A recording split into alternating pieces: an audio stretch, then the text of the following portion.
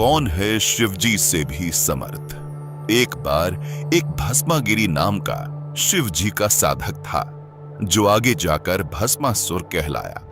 उसने शिवजी के द्वार पर कैलाश पर्वत के सामने शीर्षासन योग मुद्रा में भगवान शिवजी की साधना करनी प्रारंभ कर दी।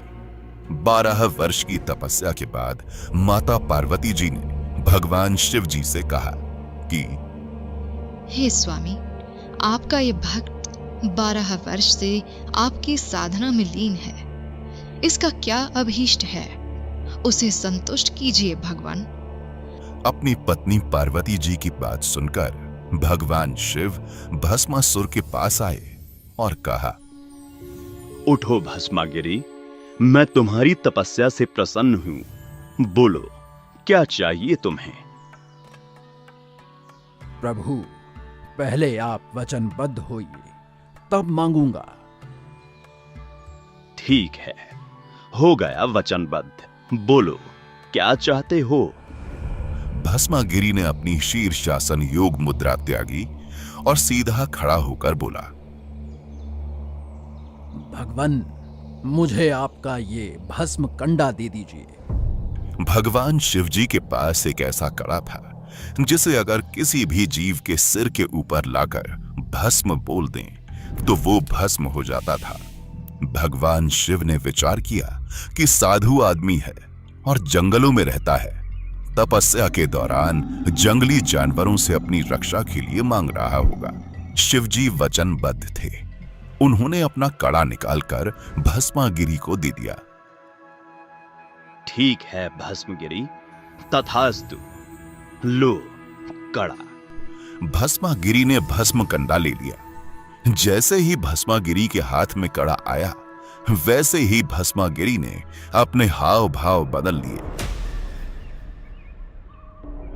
बोले शिवजी होशियार, आज मैं तुझे मारूंगा और पार्वती को अपनी पत्नी बनाऊंगा। भगवान शिवजी डर गए और अपनी जान बचाने के लिए वहां से भाग निकले। भस्मागिरी भी शिवजी को मारने के लिए उनके पीछे पीछे दौड़ पड़ा। दोनों अपनी पूरी गति से भाग रहे थे। भगवान शिव ने जब देखा कि आज तो मेरी जान जाएगी, तब उन्होंने परमात्मा को याद किया। तब पूर्ण परमेश्वर, सर्व सृष्टि रचनहार कबीर साहिब जी भगवान शिव जी की जान बचाने के लिए आए। कबीर साहिब जी ने माता पार्वती का रूप बनाया और भस्मागिरी के सामने खड़े हो गए और भस्मागिरी को अपनी ओर बुलाया। भस्मागिरी ने सोचा, चलो पहले पार्वती से मिल लेता हूं, शिव तो वैसे भी यहां नहीं आने वाला। कहां भागे जा रहे हो ऋषि जी? रुक जाओ, दो बात कर लो। मेरे लिए तो आपने इतनी तपस्या की है, आप मुझे कुछ नृत्य करके दिखाओ ताकि मैं आपसे प्रसन्न हो जाऊं। नृत्य? अरे, मैं तो तपस्वी आदमी हूं, मुझे नृत्य नहीं आता। मैंने कभी भी नृत्य नहीं किया। कोई बात नहीं ऋषि जी, मैं आपको सिखाती हूँ नृत्य कैसे किया जाता है। पार्वती रूप में परमात्मा कबीर साहिब नृत्य सिखाने का नाटक करने लगे। नृत्य सिखाने के दौरान जैसे ही भस्मागिरी का भस्म कंडे वाला हाथ उसके खुद के सिर के ऊपर आया, तभी पार्वती रूप में परमेश्वर ने कहा, भस्म।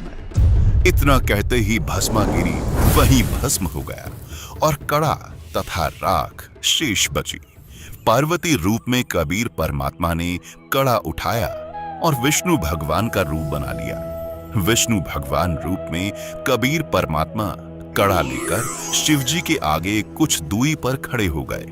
भगवान शिवजी भागे जा रहे थे। विष्णु रूप में कबीर परमात्मा ने पूछा, क्या हुआ भोलेनाथ, कहां भागे जा रहे हो? कोई विपत्ति आ गई क्या? भाग लो विष्णु, भाग लो। एक दुष्ट साधक ने मुझसे मेरा भस्म कड़ा धोखे से ले लिया है और अब मुझे मारने के लिए मेरे पीछे पड़ा है। भोलेनाथ, ये लो तुम्हारा कड़ा। अरे नहीं नहीं, ये वो कड़ा नहीं हो सकता। ये वही कड़ा है। भस्मासुर अब नहीं रहा।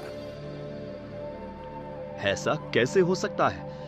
ऐसा क्या किया आपने?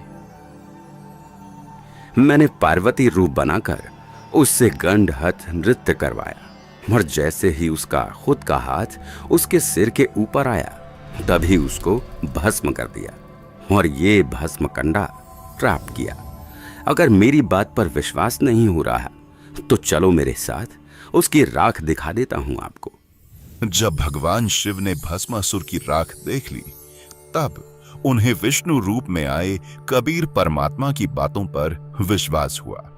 राख देखने के बाद मृत्युंजय, अविनाशी, सर्वेश्वर तथा अंतर्यामी कहलाने वाले भगवान शिव की धड़कनें धीमी हुई, जिससे सिद्ध होता है कि वे अविनाशी नहीं है। वास्तव में समर्थ अविनाशी परमात्मा कबीर साहिब हैं, जो अनेकों रूप धारण करके सभी जीवों का पालन पोषण और रक्षा स्वयं ही करते हैं। दर्शकों, शिव जी की समर्थता की हकीकत को जान पाए होंगे। वास्तव में तो समाज की दृष्टि में महामृत्युंजय, अविनाशी और अंतर्यामी कहे जाने वाले शिव जी खुद ही नहीं पहचान पाए कि उनके भक्त के मन में क्या इच्छा है। दर्शकों, सच्चाई तो यह है कि शिव जी से भी ऊपर कोई परम शक्ति है, समर्थपूर्ण परमात्मा है, जिसने उनकी जीवन रक्षा की। पूर्ण परमात्मा कबीर साहिब जी ही वो अविनाशी, महामृत्युंजय, अंतर्यामी परमात्मा है, जिनकी गवाही पवित्र धर्म शास्त्र भी देते हैं, जो अन्य रूप धारण करके अपने भक्तों की आस्था को कायम रखने के लिए उनकी रक्षा करते हैं। दर्शकों, आपको बता दें कि इस छुपे हुए अद्वितीय अनमोल ज्ञान को हमारे सामने तत्वदर्शी संत रामपाल जी महाराज जी ने उजागर किया है। संपूर्ण आध्यात्मिक ज्ञान प्राप्त करने के लिए अवश्य सुनिए संत रामपाल जी महाराज के मंगल प्रवचन।